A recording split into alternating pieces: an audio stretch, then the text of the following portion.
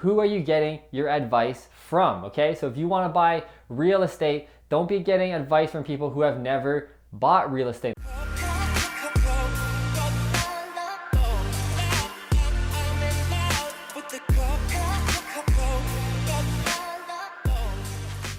What's up, fruitful investors? In today's video, I want to talk about how to buy your first investment property. Now, this is a question I get asked all the time on my YouTube channel and social media. And the first thing we want to focus on before even buying a property is to get educated. But I don't want you to get too focused on education. A lot of people get lost in books, seminars, buying courses, paying for coaches. Education is very important, but don't get too focused on it. The most important thing is taking action on the education that you've accumulated. And the most important thing is, who are you getting your advice from, okay? So if you want to buy real estate, don't be getting advice from people who have never bought real estate. And the funny thing you'll find is when you start telling people you want to invest in real estate, you're gonna hear a lot of people say, don't do that, I would never invest in real estate, the market's gonna crash, you're gonna lose so much money, the tenant's gonna take you to the cleaners, and so on and so on. But the thing you have to ask yourself and just keep in the back of your mind is,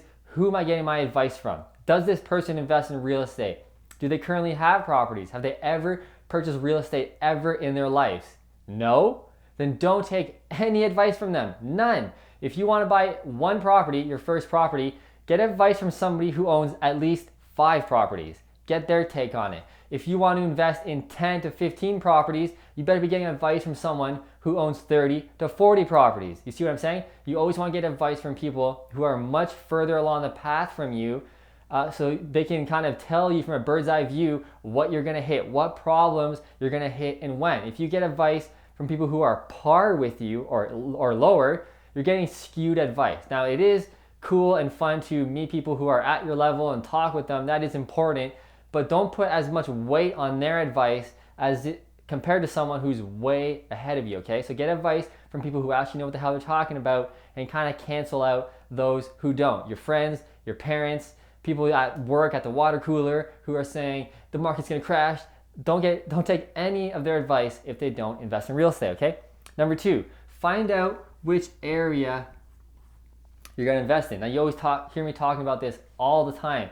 You want to become a specialist in whatever area you're wanting to invest. For example, if you want to invest in Hamilton real estate, Hamilton, Ontario, Canada, you want to become the expert. You want to know the street names, where the houses are selling, what they're selling for in the specific area you want to invest in, etc., etc. Now, it is always easier to invest in your own backyard, yes, but if your area is not growing and doesn't have a future, and the real estate economy isn't doing well there, it's probably not a good idea to invest there. You want to invest in a better area. Now, what makes a good area? I'll go over this real quick because I have a ton of videos on my channel about this.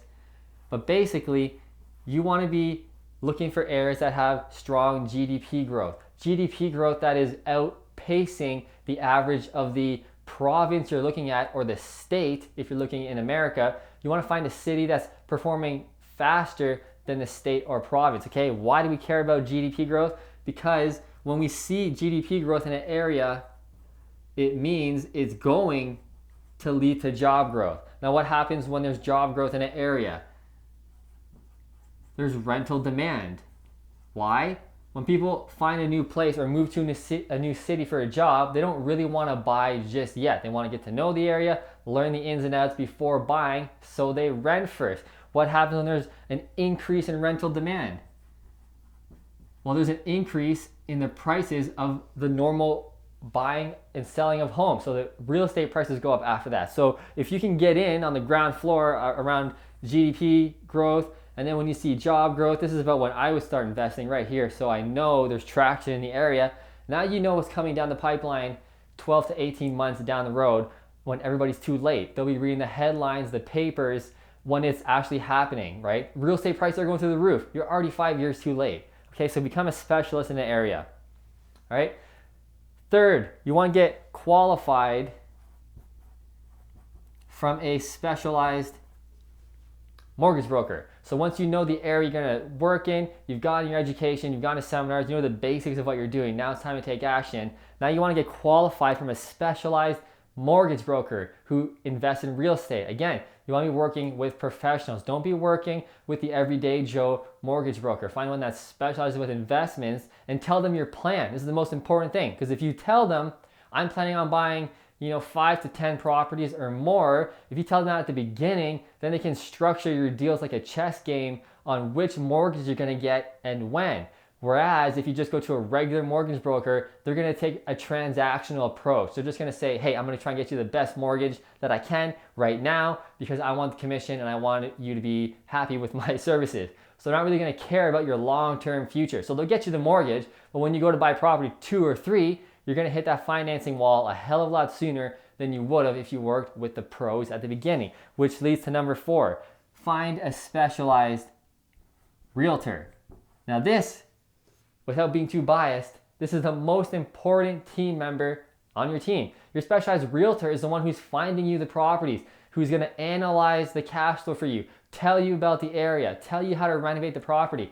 A specialized investment-focused realtor is not just a realtor, okay? They're there to help you find the property and navigate the agreement, purchase of sale with you, but more importantly, they're your consultant, okay? And the criteria of how to find a realtor, I have a ton of videos on that on my channel as well, but basically, you want to find a realtor who owns 10 properties or more. That's what I personally recommend. You want to find a realtor who invests in 10 properties themselves or more, because this means they're an all-star. It means they're obsessed with real estate and they walk their talk. You don't want to be working with the realtors on the buses and the park benches and the shitty calendars that you get in your mailbox.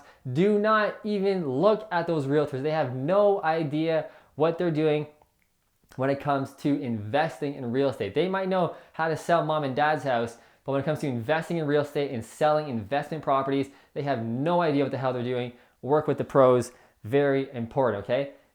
5th one, find a property manager. Once you have your mortgage broker, you're qualified, you found the realtor you're gonna work with, find a property manager that you can trust and is gonna take care of the property for you. The funny thing is, when you work with an investment specialized realtor and they invest in 10 properties themselves or more, what do you think they have all together? A system. They have the contacts you need. They'll have the mortgage brokers. They'll have the contractors, the property managers, the accountants, the bookkeepers. That's why you want to work with people who actually invest in real estate and who have a lot of properties, because they are running a great business that they can just kind of pass on to you. Okay, so find a property manager that is going to help you out. And number 6, I think number 6, last one, start building authority. Okay, now how do we build authority? The best way to build authority is a track record.